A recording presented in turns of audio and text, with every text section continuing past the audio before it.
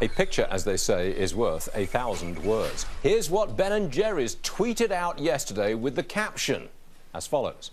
Breaking news. We're hearing reports of stores selling out of Ben & Jerry's in Colorado.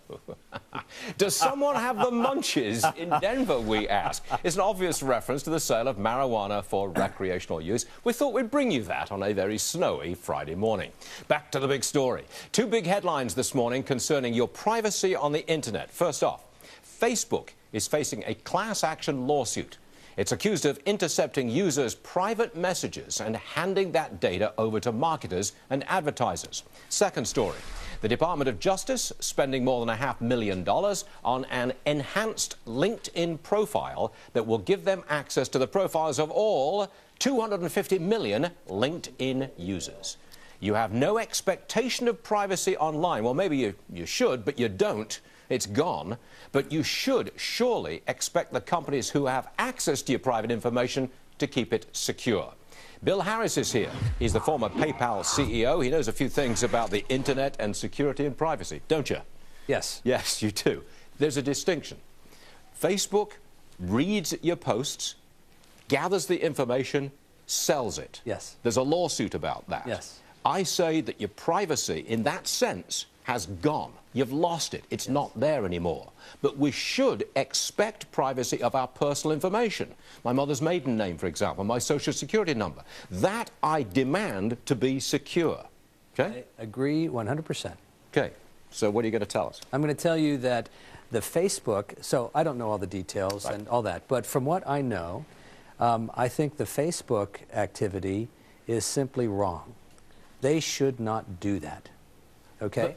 On the other hand, the government, the Justice Department, having enhanced access to LinkedIn profiles, perfectly okay. Because they bought it. They spent $500,000. No, not only because they bought it, but because that information is what LinkedIn is about. You put your information on LinkedIn in order for other recruiters, other companies, other people to find out about you.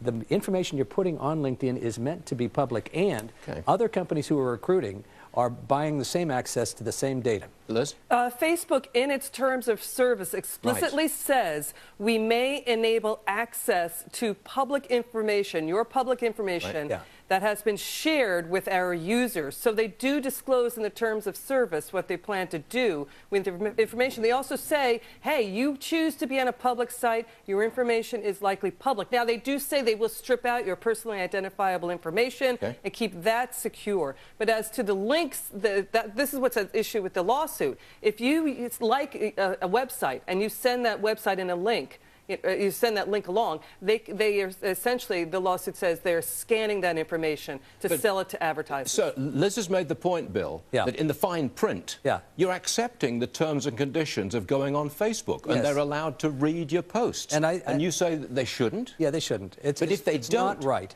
Okay, but if the lawsuit succeeds and they're stopped from reading your posts and selling the information, they don't make money, do they? No, they do. There's plenty of ways for them to make money. They don't have to inappropriately use truly private information in order to do so. There's plenty of information that they have about people that can be legitimately used to target advertising, to do all sorts of things for the benefit not only of them, but also of Facebook users. Well, I use Gmail, and occasionally I fly to Australia or New Zealand. And I put that in my Gmail messages. And I get ads popping right up at me. Oh, fly to Down Under or with us. I know. I don't think that's right either. You don't? No. Wow, you're a Puritan, aren't you? Yes. I would like to become one, yes. Stay there, Bill. We'll have more in a second.